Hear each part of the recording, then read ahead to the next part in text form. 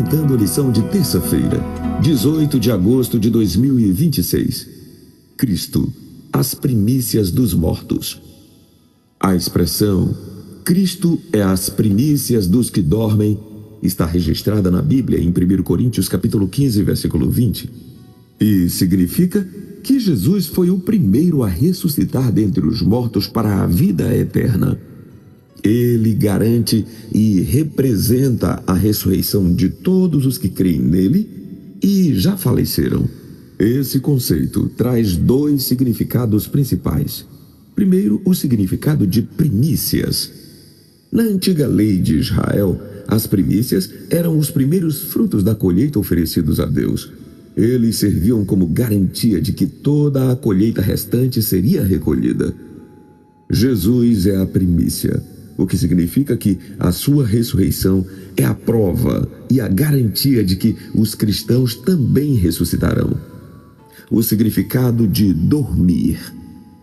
Na Bíblia, a morte dos cristãos é frequentemente comparada ao sono.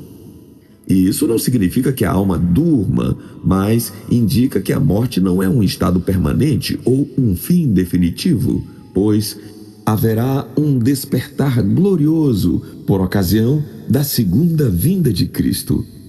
De acordo com o apóstolo Paulo, qual o significado de Cristo, as primícias dos que dormem? Por que ele foi as primícias?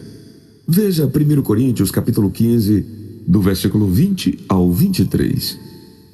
Jesus, como as primícias dos que dormem, simboliza o primeiro que ressuscitou para a vida eterna e a garantia da ressurreição de todos os que nele creem. A vitória de Jesus sobre a morte mostra a garantia da ressurreição que ocorrerá por ocasião da sua segunda vinda. E embora a Bíblia relate outros milagres de ressurreição no passado, aquelas pessoas voltaram a morrer. Jesus foi o primeiro a ressuscitar com um corpo glorificado e imortal, garantindo essa esperança para todos.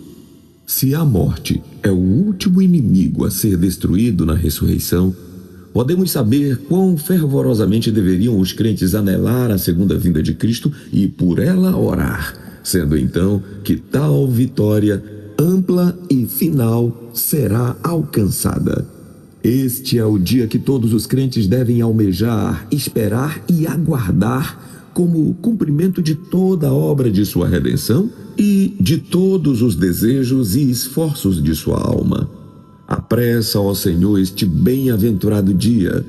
Esta foi a esperança da Igreja Apostólica, da Igreja no Deserto e dos Reformadores. O Grande Conflito, página 303.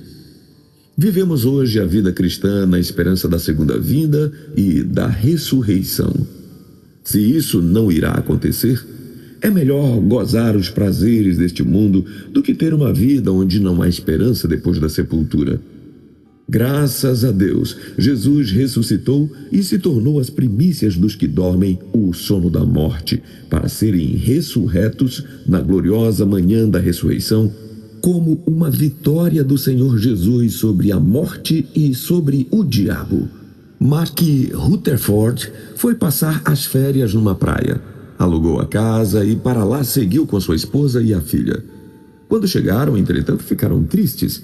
A casa era feia. Quando nela entraram, porém, pularam de alegria. É que tinham entrado pelos fundos, quando a frente era linda e dava para a praia como uma vista muito linda. No dia seguinte, quando o sol nasceu, a paisagem ficou ainda mais convidativa.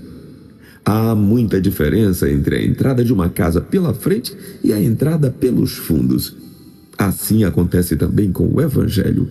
Quando o investigamos do início para o fim, deslizam ante os nossos olhos as mais belas coisas que podemos pensar sobre a vida de Cristo.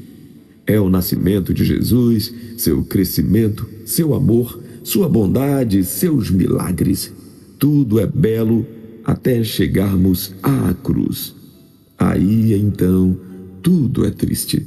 A prisão de Jesus, a coroa de espinhos, os cravos que lhe furaram as mãos e os pés, a lança, a escuridão e, finalmente, a morte de Cristo sobre a cruz. Não nos admira que os discípulos tenham fugido. Parecia que ali estava o fim de tudo.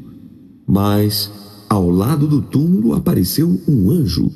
A pedra foi afastada e o Mestre ressuscitou.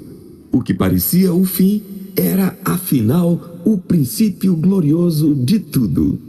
A ressurreição agora é a porta da frente do Evangelho. Portanto, entremos nela para a vida eterna e que Deus nos abençoe.